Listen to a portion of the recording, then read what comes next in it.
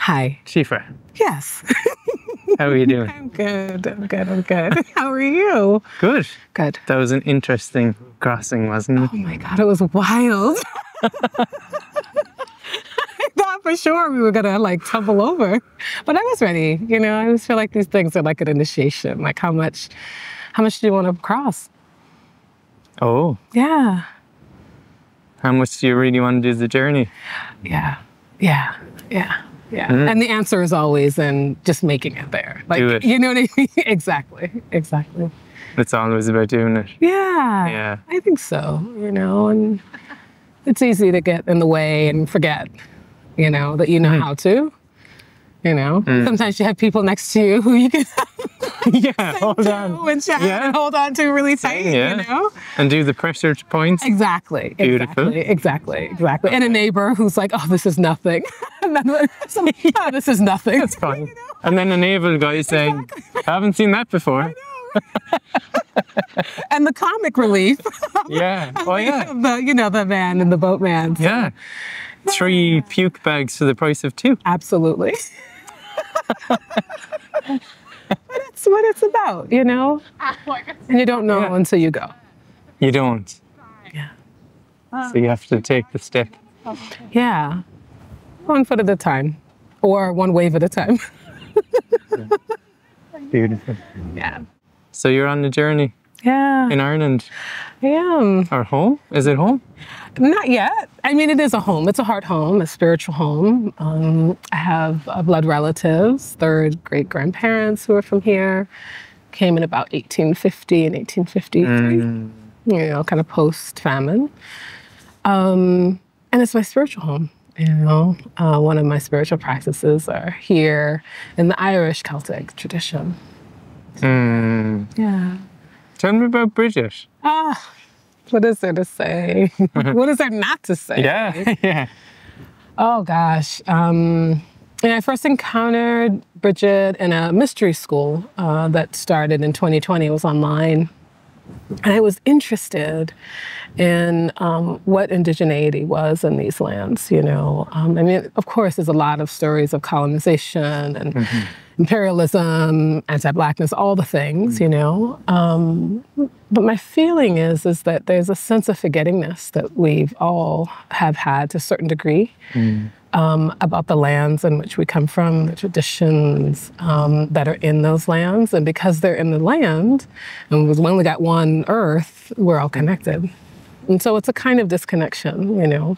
And I have a master's in Indigenous traditions that focus primarily on geographically the Americas and Western Africa, because as a Black Nipmuc person, I knew enough about that to explore that.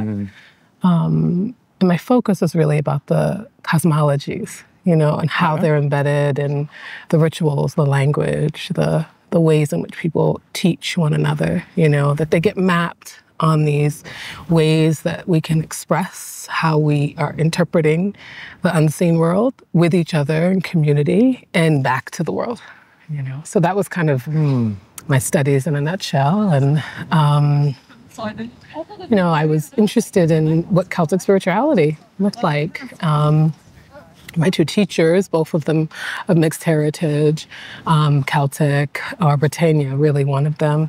And one is Iranian, and the other one is Japanese. And it was important for me at that time to be studying with people, exploring that indigeneity who had multiple identities. Because it started to give me a model of how to live out that intersectionality without feeling that you need to, you know, compartmentalize, you know. Oh, yeah. You know. Fragment. Exactly. Yeah. Exactly. So you do have that mix in you, like you're that constellation, aren't you? Yeah. So I'm Black, Nipmuc, and Irish descent. And I say descent because it's some generations, and although there are some aspects culturally as I learn more about just like the culture, like the more contemporary culture and the ancient culture, practices and beliefs, I see how that kind of sipped through my family. You know, I was raised by my mom's family, which both my Nipmucness and my Irishness kind of comes from through me. But, you know, I've not lived in Ireland yet. Yes. And I hadn't gone there. I've only recently. So after the 2 years, it was more broadly Celtic. So we were honoring the Celtic wheel, the rituals around each of the fire festivals, and so on. And of course, being introduced to the different pantheon of gods and goddesses in the Celtic world. And Bridget really stuck with me. And I think primarily because, and I think it's a thing that impresses me about the Irish culture and the land here and the people, is that this woman who was also a god, you know, is both, you know, and you see the reflection of both in the stories and the myth about it. And sometimes you get lost and, you know, did this really happen, or was this part of the myth, you know? And so that kind of drew me, you know, and I was continuing to study with one of the teachers after the 2 years had ended. And I was working a lot with Bridget, you know, Bridget, really in some ways as the waress, you know, both of grief and of the mundane. You said waress. Yeah. Yeah, you know, but also her as the hospitable one, you know, to all things, you know, and of the land, you know. And it was really clear that I had to do pilgrimage. And I've never done a pilgrimage before. Not that I've traveled, but pilgrimage is particular, you know. I've had a very, very strong spiritual practice for much of my adult life, 25 years plus. I've done a lot of different ritual ceremony. And I think the closest I came to a pilgrimage, but it was very much about the study of a religious tradition. The dance was going to Cuba, and that was 29 years ago now, you know. But it was a group trip, and it really was focused around immersing yourself in the practices and the culture of Lukumi, which is an Ifa tradition that comes out of West Africa. It's a diasporic Orisha tradition that comes out of Western Africa, but primarily Nigeria. And it's kind of very connected to Ifa, which is the Nigerian Orisha-based religion. So that's the closest, but even that was not this. And I also wasn't ready for having to do it by myself, meaning like, you know, usually when one pilgrims, you might have a group or a guide and Bridget became my guide, you know, and, you know, I consider myself a devotee of her as the goddess and the saint, and someone who in many ways, this year actually, Sisters at Solely Split, they always have a kind of message, you know, that's about a teaching from Bridget. And this year it's walking in the footsteps of Bridget, you know, and I always feel like I was always walking in her shoes, or, you know, always having her mantle around me. And so that's an embodiment, isn't it? Yeah. Like she's living. Yeah. What can she teach us for today? I think she can teach us a lot about the magic of healing. You know, that there is something, you know, the fire, the forge, you know, and I'm a firekeeper in the Mayan tradition. So I do a lot of fire ceremony. And what fire has taught me, particularly having sat and even like laid in her forge, you know, more recently, I did that as a practice when I went to Kildare. You realize that there's something about the burning away, you know, of, I like to call it the shit that gets in our way. Yeah. And which it did. We had some dung. We did literally. And creating a remembrance of who we really are, you know, and that's the work of the healing, right? But it's not work that we think we are doing on our own, or even sometimes like by our own choice, like in the way that I might choose, I want to stand up and walk up to the wall and sit on it, you know? It's not that way. It's very collaborative. I mean, in some ways it's really in collaboration with the unseen, you know, and it's been helpful for me to have deep and ongoing relationships with the unseen world. You know, I consider, you know, gods and goddesses, Orisha, the ancestors, because they can really guide you. you know. It's like having a real deep partnership, you know, through that passage of healing, you know, of looking at what the pain, what the suffering is, yourself and the world that you're creating, all the things, you know.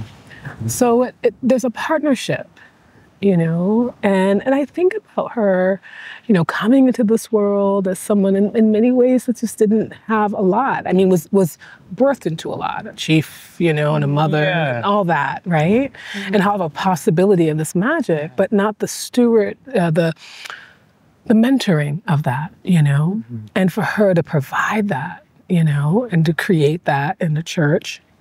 But then also to create that in the unseen world, you know, in the battlefield. She's betrayed by her son, and yet she's there healing people with her hands, you know. You know, there's something to learn about that, even in the things that, you know, gods and goddesses do that are just trifling, you know, that are just not good, you know. I mean, in some ways, it's like, oh, this is the lesson that I don't have to take. Okay. So yeah.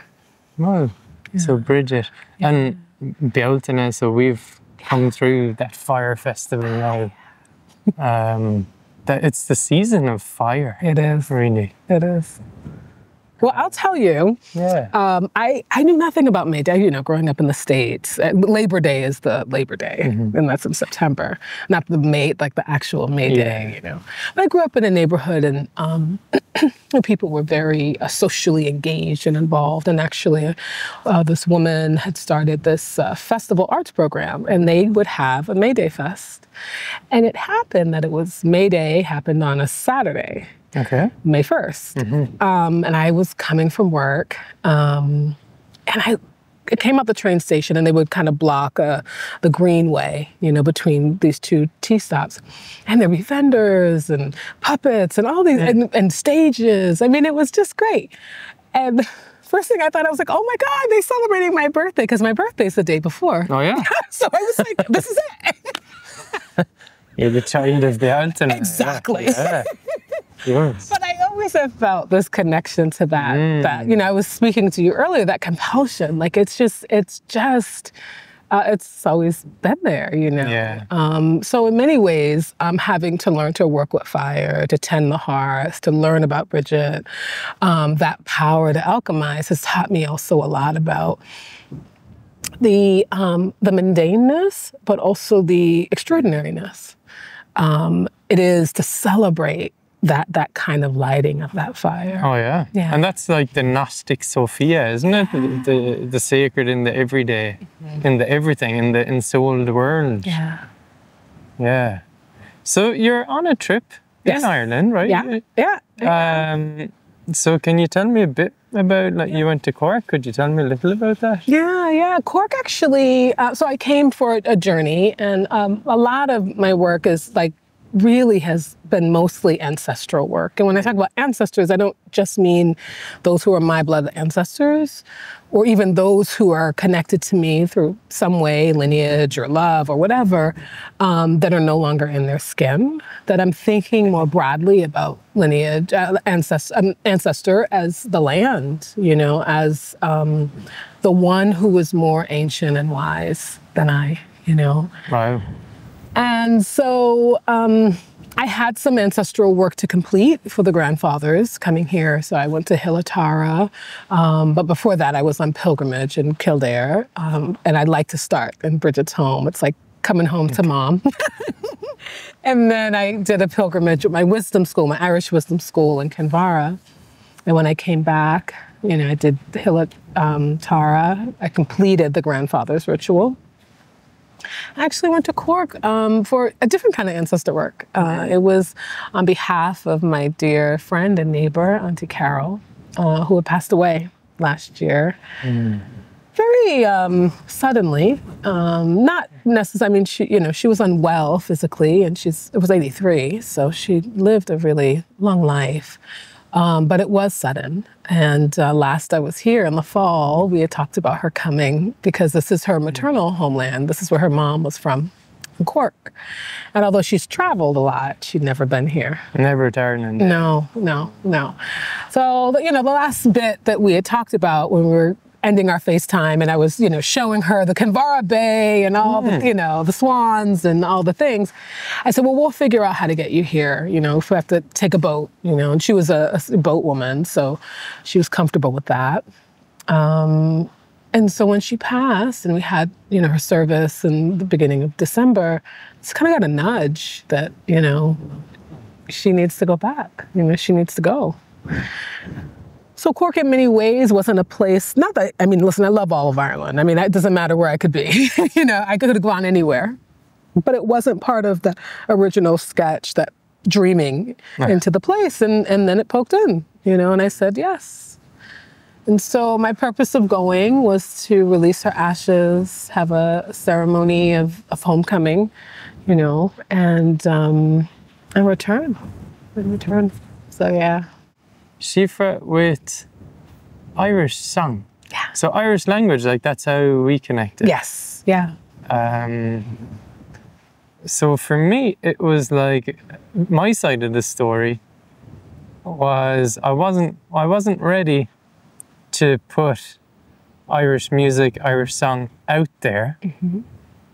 But with Neil, who was creating content for Bite Size Irish, he bought into the idea as well, and I knew we needed to do something, so we created a course. Yeah, and I'm glad I did, because there's been a couple of things that have come out of it. People show up. Yeah. You know, you hear this. People say that this is how it works. You build it and then they come. Is that? Yeah, but like, you know, people say that's how it works, but like, you actually have to do it as well to test that. Yeah. So you showed up through that, you know. So tell me, Irish language song. Yeah. Like, what's that about? Where does it bring you? I think it brings me to an accessible place for me as a performing artist, me as somebody who enjoys being immersed in a language experience, you know, beyond just like speaking the language, but like speaking through it, you know, that there's something to be communicated, that the words are serving a function, but more than that, there's a story to be told, or there's a mood or a message or something, you know. I had been working with my Nipmuc language teacher and, you know, have about 4 or 5 songs that I've been working on, because ours is a dead language, meaning that there are no fluent speakers. Really? Yeah. And so was actually one of my tribal relatives who, in a class one time, an online class, and this is, God, 5 years ago now, said, oh, wouldn't it be great if we just had songs so we could hear the language, you know? And that, you know, that sparks something in me, you know? I mean, I've spent, you know, since I was 4 years old and 20 years of my life in studios, more than I like to think, you know, admit, listening to music and being able to decode music and channel what the music is doing through a body, you know, that we call dance, you know? And there is something about music, song in particular, that feels to me that it does the same thing. Okay. You know, that it's channeling something that either music or a sense of something like this wind could be translated into a song. This wind, couldn't it? God, like, yeah. You know, that like it becomes words. And really, I mean, that's all really language was, you know, it was what, you know, people were listening to and translating it into sound. And okay, so what somebody said to me yesterday, who she grew up in Africa, lives in Limerick now, said some languages came from people listening to the birds. Yes, yeah. And that's like the imitation of the birds. Absolutely. I'd never heard of that. Like, wind, ocean, oh yeah. So you said that about song. And I feel it about language itself, because language is embodiment, right? Yes. It's in the body. It's so personal, isn't it? It can be. I mean, like anything else, one can make it disembodied for sure. You know, it can just be a way you're just saying stuff, but you're not trying to communicate a soul behind the word, as Paulo Freire talks about, right? That you're not really trying to communicate your soul to the other souls or the collection of souls, and to create or to co-create something. It cannot be that. Okay. So I don't want to say like all language does just that. because. Yeah, just because it's language. But I do think that it has the capacity to do that, and I think that when you then add that layer of song, or that layer of something more than just speaking to get what you want out, but to invite people in, I do think that it does have the power to be something embodied. Because now you've dug down deeper into what is it that I want to communicate from a place of depth out to the world, and whether that be, to the stone or to these nettles or, whatever it might be. And what can a song do? I think a song, like music, can shape your heart and soul. I do. I think it can really shape your heart and soul.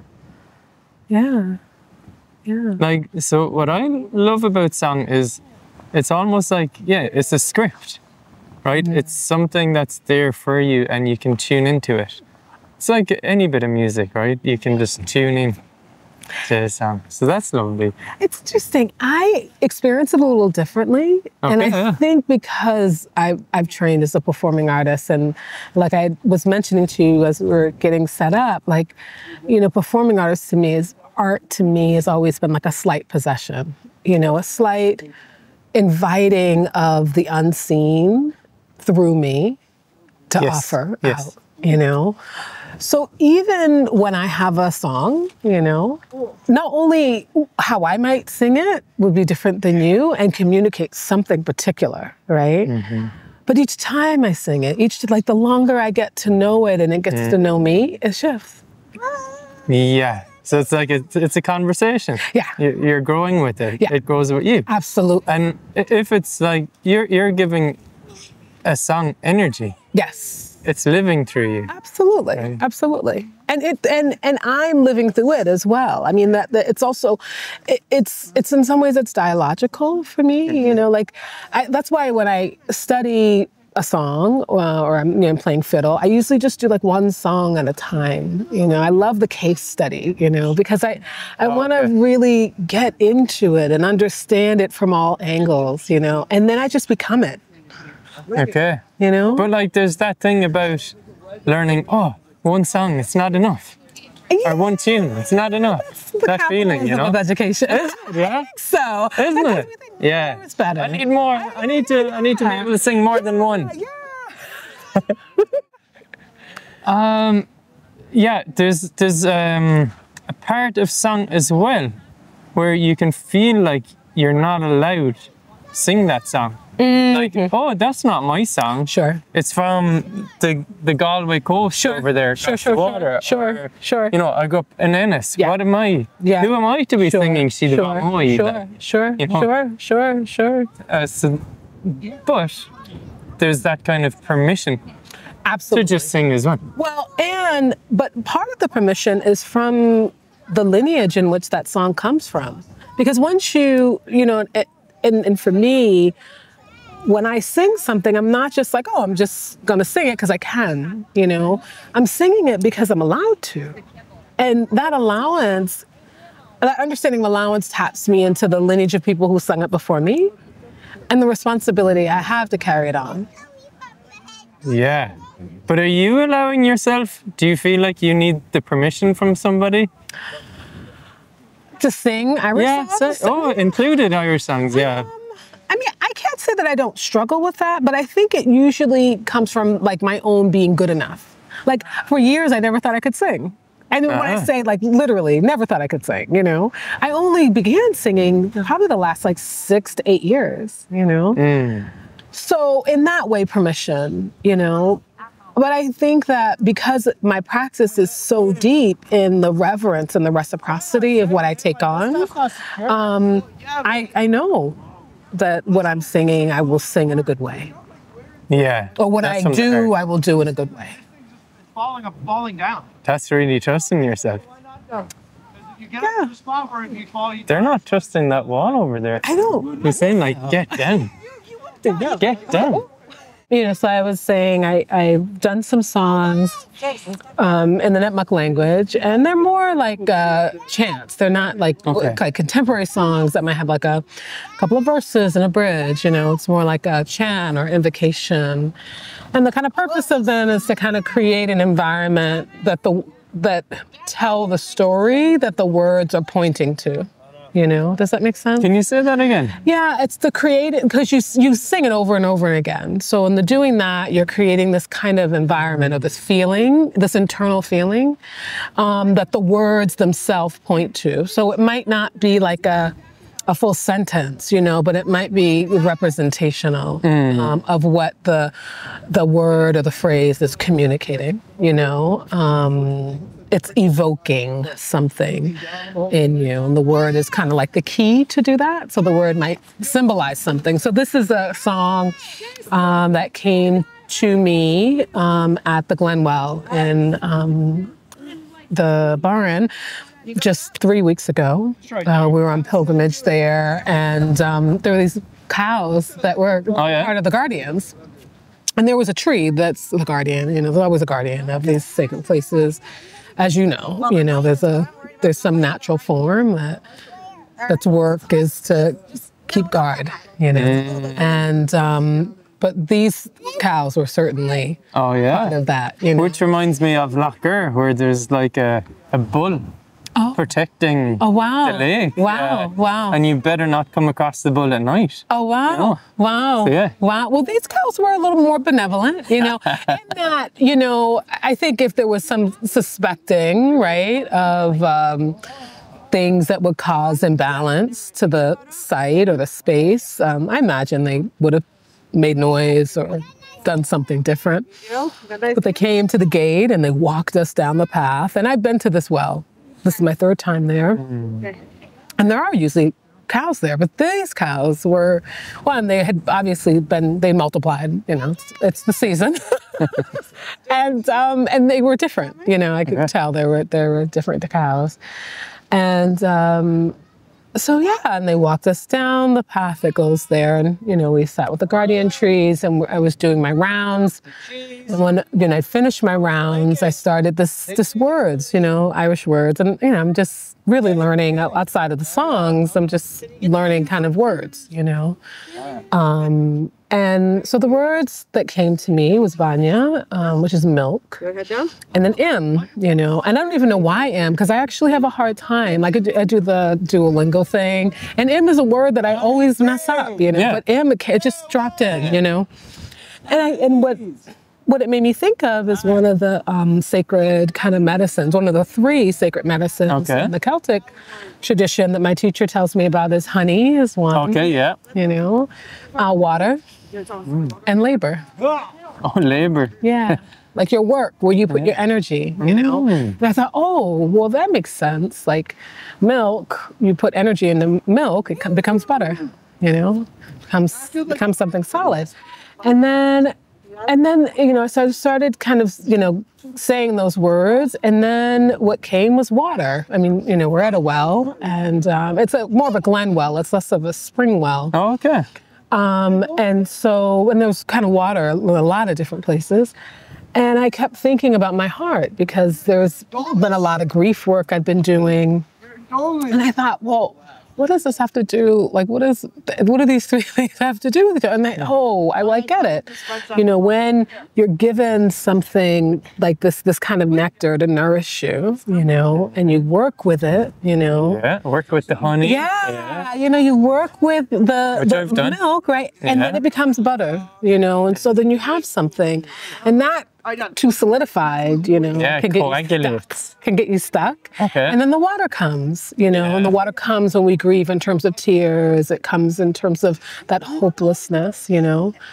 And Bridget arrived, you know, and so Taché Bríd, like it is Bridget, you know, and thinking about Bridget as the kind of midwife of both grief and healing, you know.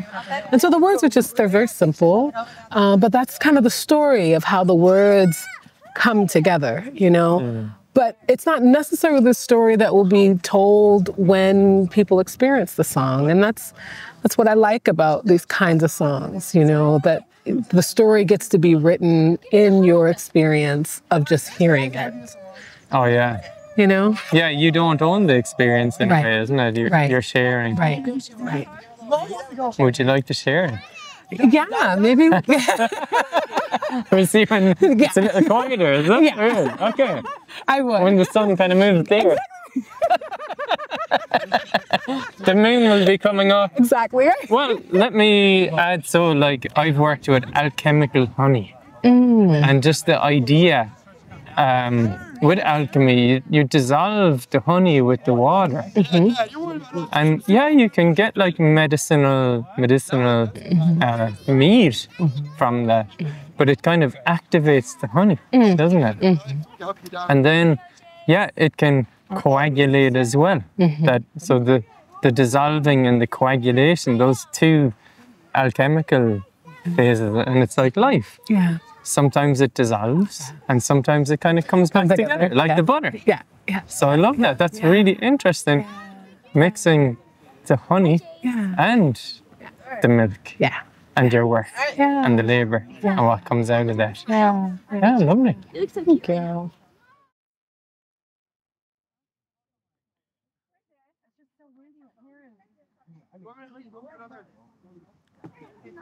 Taché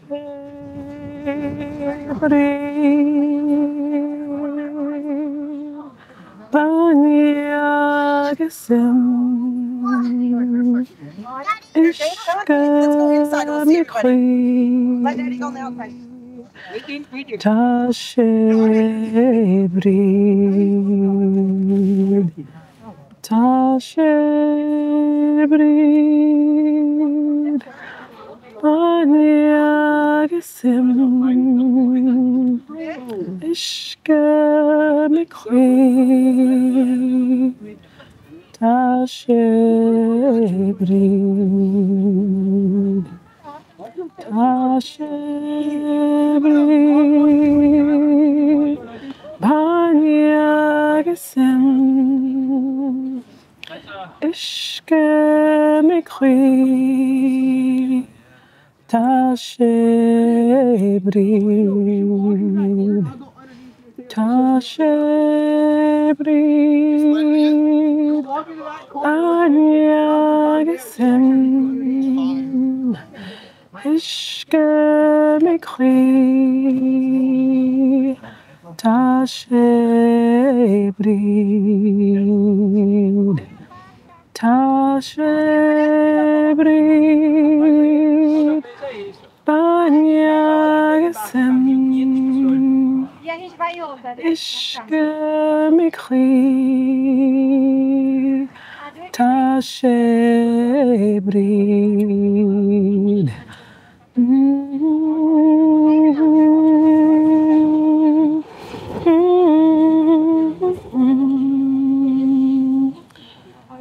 Ishka Mikri, Taché Bríd. Oh my God, and Gamina Margaret Síofra. And you know, just to share as well my experience of this, my feeling was like, oh, there's crowds around, like, you know, there's like the hustle and bustle. It's not the right space. But you know what? I think it is. I think it's that way of seeing Bríd in the everyday, right? Isn't it? Yeah. In the midst of it. In the midst of and it. bringing her up. Yes. Right? Yeah. And that's Bríd. Yeah. It's not locking Bríd away. No. You know? Bringing her out. Yeah. Bringing her forward. Síofra, gur míle maith agat. That was really nice of you to share. Thank you. So I do want to ask one last thing. Just how can people find you or find out more about you? On my website, it's still under my birth name, which is Sister Sadada, SADADA.com. And that's like me across every platform. Yeah. Okay. We'll find you there. Yeah. Síofra, gur míle maith agat. Jason. We did it.